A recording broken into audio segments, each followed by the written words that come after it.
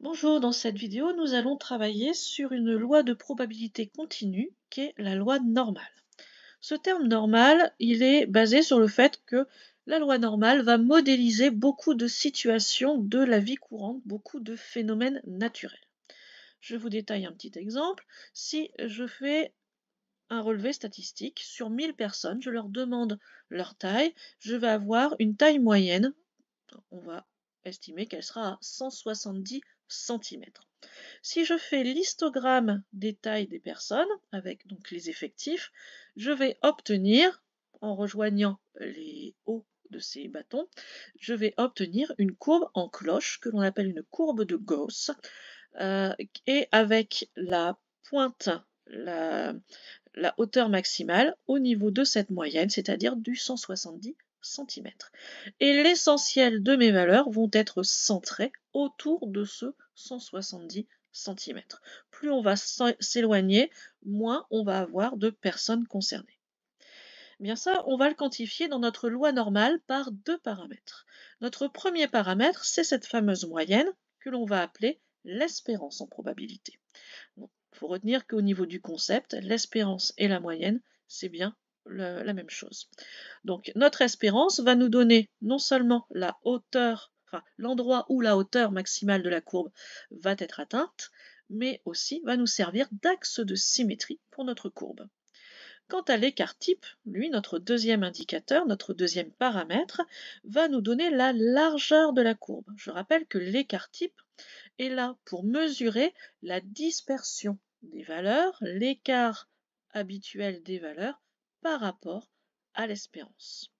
Je vais tout de suite aller vous montrer maintenant la forme des courbes et vous donner justement le rôle un petit peu de ces deux indicateurs. Lorsqu'on regarde ici, la courbe bleue, la courbe rouge et la courbe jaune sont toutes les trois symétriques par rapport à l'axe x égale 0. Donc ça veut dire qu'ici notre espérance est à 0. Si l'on regarde la verte, elle par contre a un pic qui se situe au niveau de x égale moins 2. Donc ici, notre espérance qu'on va appeler mu sera égale à moins 2. Quant à l'écart type, lui, comme je vous le disais, va quantifier la largeur de notre courbe. Si on regarde la courbe bleue, elle a vraiment, on voit qu'elle est fine en fait, elle est pointue. Donc ça veut dire que notre écart type va être petit. Alors que si on compare par rapport à la courbe jaune, là cette fois-ci, on voit qu'elle est quand même très évasée et à ce moment-là, on aura un écart type qui est grand. Alors ici, quand vous regardez ma légende, ce n'est pas l'écart type que j'ai écrit, c'est l'écart type au carré qui est la variance. Évidemment, si l'un est grand, que ce soit si l'écart type est grand, ma variance est grande et inversement. Au niveau de notre formule, pour obtenir ces courbes en cloche, ces courbes de Gauss, on va avoir ici une fonction qu'on appelle la fonction de densité, qui est donc un petit peu compliquée. 1 sur sigma racine carrée de 2pi, exponentielle moins 1 demi de x moins mu sur sigma, le tout au carré. Mu étant bien mon espérance et sigma mon écart type. C'est ce qui va me permettre donc d'avoir la fonction de densité de ma loi normale, mais on verra que dans certains cas, pour certaines sections, oui, vous devez apprendre cette formule. Moi, si je me base au niveau BTS, je ne vais pas demander cette formule, on va aller travailler à la calculatrice. Dernière chose importante, pourquoi notre écart type influence la largeur et aussi la hauteur de ma courbe? C'est parce que toutes les fonctions de densité, en fait, doivent avoir une aire sous la courbe qui doit être égale à 1. Puisque l'aire qui est sous la courbe, c'est ce qui va représenter notre probabilité. Donc évidemment, plus ma courbe va être fine, plus elle doit être haute pour compenser.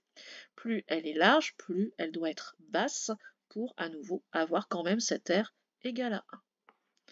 On va aller regarder ça plus en détail maintenant dans le calcul de nos probabilités. Si ici donc je me place dans une loi normale, vous voyez ici en rouge l'axe de symétrie qui va donc correspondre à notre espérance. Je vous ai mis ici la fonction de densité. Et si je veux aller calculer maintenant la probabilité que ma variable aléatoire soit dans l'intervalle A, B, je vais devoir aller calculer l'aire qui est sous la courbe de densité. Donc, délimités par la courbe, par l'axe des abscisses, et puis deux axes verticaux, un pour petit a et un pour petit b, les bornes de mon intervalle qui m'intéresse. Ça, en mathématiques, on le travaille pour avoir une aire sous une courbe grâce à une intégrale. Donc on avait déjà une formule très compliquée, il va falloir après calculer l'intégrale de cette fonction. Donc passer par une primitive.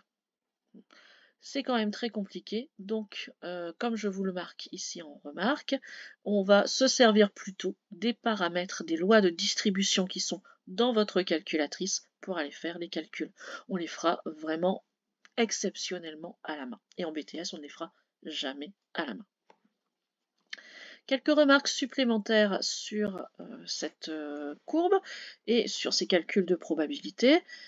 Tout d'abord, si on a ici comme barrière notre espérance, la probabilité que ma variable aléatoire soit inférieure à l'espérance, elle est égale à la probabilité que ma variable aléatoire soit supérieure à l'espérance, et chacune de ces probabilités vaut évidemment 0,5.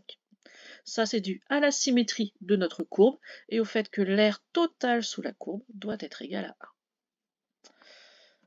Nous nous reverrons dans une deuxième vidéo où je vous apprendrai justement à vous servir de la calculatrice pour aller calculer des probabilités grâce à la loi normale, à la loi de distribution qui sera renseignée. Au revoir.